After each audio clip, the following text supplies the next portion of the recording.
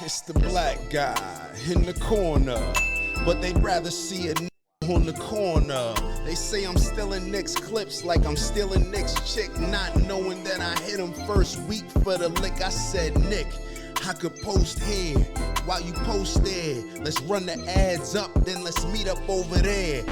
We need a miracle cure. How do you cure. fight the urge to resist black women? They're loyal, hot, and respectful, not the ratchet ones. What can I do to fix these issues? There's a lot of good quality black women in the dating pool. I know, they really are. They really are irresistible. It's so difficult. Asians too, but sadly our penance is that we have to get married to white women. It sucks, but it is what it is. You know, believe me. These Asian women, there's something else. Black women, it's like you say, some of them are so great. But we have to deal with Taylor Swift fans. We have to deal with Taylor Swift fans. They're plump. They're rude, crude. They swear. They speak English. They can't cook. But, you know, it's not supposed to be enjoyable. That's just a reminder that you're not supposed to have sex for enjoyment. Okay? Something to keep in mind. Sex is not a recreational activity. You're not supposed to enjoy it too much. So it's a subtle reminder. Because if you had an Asian wife or a black wife, specifically if you had a black wife, you'd say, I'm in heaven. You'd say, this is bliss. I never want to die. If you had okay, I hope everybody recognizes this is a bit. All the sense, you know, I can never do jokes anymore because everybody just takes everything way too seriously. I just said what? He's not pro-white. This is a bit. This is a joke. But if you had a black wife, you'd say, I'm in heaven. You would probably forsake religion. You'd say, this is the best stuff ever. You would cry out for a chthonic fertility cult. You'd be worshiping some African deity, some female African deity that you get all hooked up on that stuff, some kind of witch doctor stuff. I'm giving you potions. The rhythm of the jungle drum, the lowest chakra. It'd be lost forever.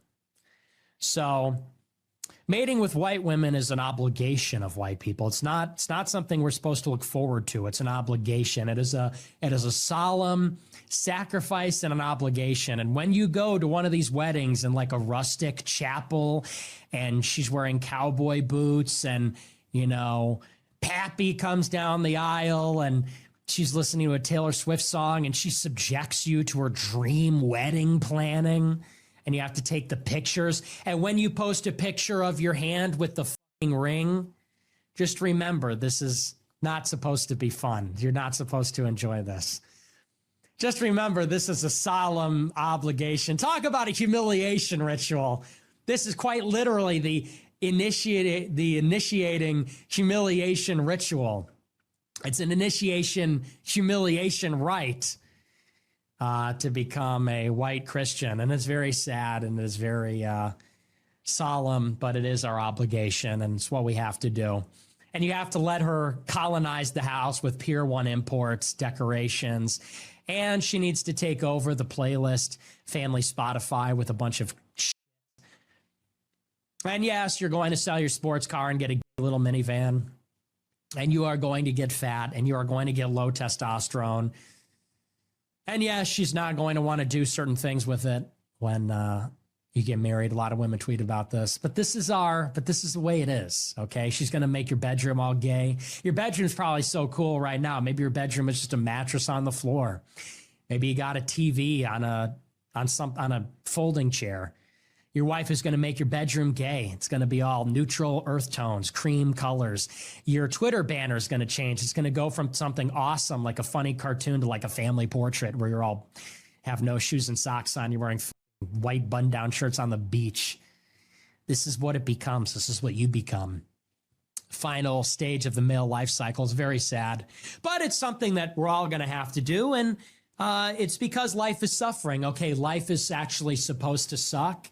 And it's all just about dealing with the disappointment. It's about letting the suckiness just wash over you. You just have to let it wash over you. The waves and waves of females and misery and disappointment just crash on the shore of your consciousness like the waves. And you just have to face it head on and just let it hit you and just let it wash all over you. And it's really more about acceptance and resignation and surrender to life. And that's when satisfaction can begin. So you're right. We will never have black wives. We'll never be in New Orleans with black wives drinking potions, dancing to lively music with the lowest chakra activated. We're never going to have a beautiful black wife who's so funny and respectful and spunky and sexy. And we're never going to have that. And we're never going to have a man cave. It's just never going to happen. Okay, we are screwed. You're never going to have an Asian wife that makes you a bento box. Nope, ham sandwich for you. Yeah, what do you think this is anyhow? What do you think this is? We live in hell. You think you're going to get a bento box? You think your Asian wife is going to be a TikToker that says, make lunch with my kids for me, and she's going to make a bento box for you and the kids with delicious food? In bite sizes that's fun and fresh? No, fuck you. No, you idiot. No, you are getting a ham sandwich, and not even a good ham sandwich. You're not even going to get a good deli sandwich with like sourdough and mortadelle. No. And you're not even getting ham from a deli. You're getting Oscar Mayer ham from a plastic container. Your wife is buying cheese and lunch meat from plastic bags, pre-packaged lunch meat from the refrigerated aisle on Wonder Bread with Hellman's mayonnaise. And she's going to put it in there with a ho-ho and a Twinkie and a bag of Doritos, and she's going to be 300 pounds. And you're going to eat it, and you're going to say, thanks, honey. And then you're going to come home for dinner, and you're going to eat Hamburger Helper. And that's your life. No, I'm kidding. So no, we really need to whip our white wives into shape. When I get a white wife, I'm going to whip her into shape. If she tries to feed me any of these ham sandwiches. Your boy Nick, man. All right, so a black woman sent me this, and she was laughing about it. So I'm allowed to laugh about it as well. Yeah, I don't even have much to say on this. I thought it was funny, man. I thought it was funny. Nick is talking about certain things that actually come up in a lot of our conversations when it comes to relationships, black women, white women. I wanted to record this video because it was very similar, or maybe brought up some certain aspects of the conversation that we were having around tribalism. Do people feel that you have to marry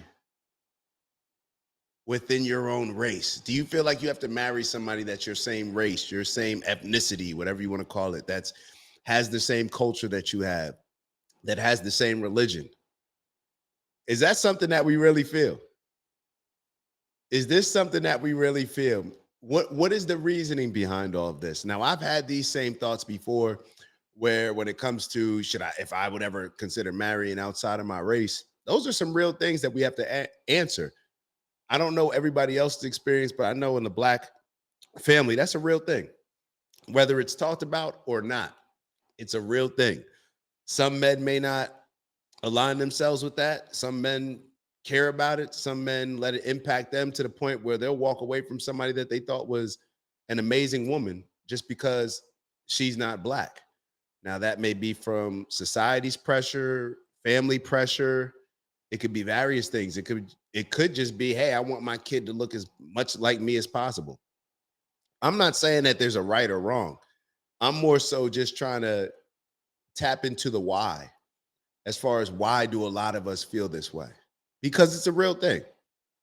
Why do a lot of us feel this way? And I guess the what would be, in what ways or how does this impact us in other areas of our life? How does this impact us in other areas of life? And what if we didn't have this mindset? What if we did have more mixed relationships? Would that benefit culture? Would that benefit society? Would that help us get closer towards that goal that we all have? Or I don't know if all of us have it. I think that the majority of us have it. Like, we would like to live achieve this greater peace and have humanity live in harmony. is that the first bit of tribalism that opens the door? Like, is that a gateway drug? Or you call it like a gateway to racism, supremacy, racial supremacy, destruction in a lot of ways? Is this the gateway to it? To us feeling that we have to marry within our own race, within our own culture, within our own ethnicity. A lot of people will even put, you come from a wealthy family. Nah, we got to marry within they got to at least bring this amount to the table. Some people will put stipulations and guidelines on their relationships just based on things that have absolutely nothing to do with love, that have absolutely nothing to do. And I'm not saying that this is the right or wrong way. I've gone all over when it comes to this. And like most things, I assume where I end up landing on is there's a balance. There's a balance. Now, what makes my balance or concoction mixture may be a little bit different than somebody else's. But all of this stuff, it just seems like it's a balance. And a lot of those balance may be different depending on who we're dealing with. So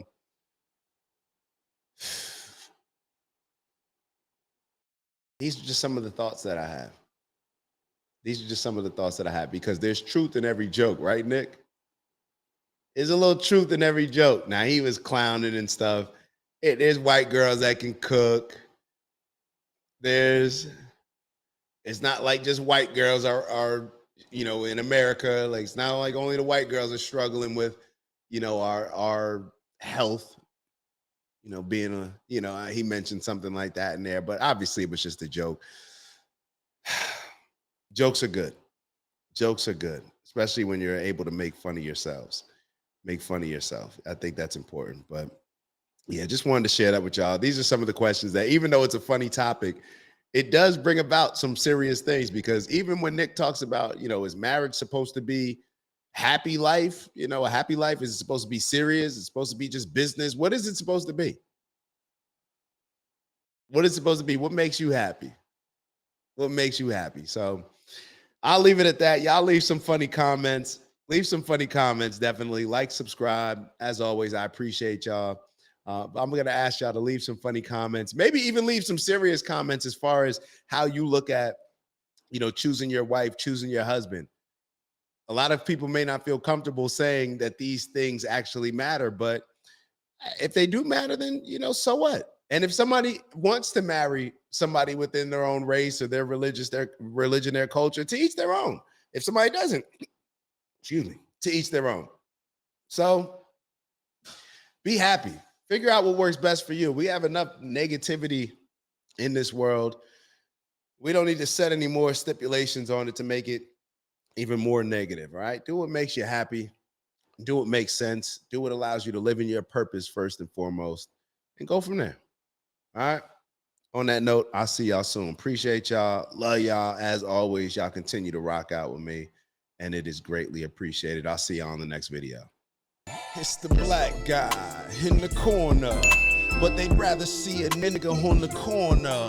They say I'm stealing Nick's clips like I'm stealing Nick's chick, not knowing that I hit him first week for the lick. I said, Nick, I could post here while you post there. Let's run the ads up, then let's meet up over there. Let's figure out a split that's honorable and fair. Tell me where you trying to take it.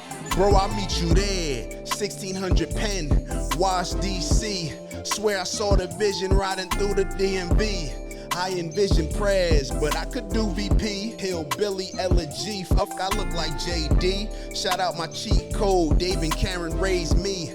And my big bro, a nuclear family. And they don't like that. Strong fathers in the crib, BLM for that. LBJ society created all that. Victimhood mentality, I can't embrace that. And everything they taught in school, assume it's all cap. Everything I said I'd be, I am that. Everything I said I'd be, I am that. Everything I said I'd be, I am that. Ain't no introduction, just some fun facts. In case you were wondering, I am that.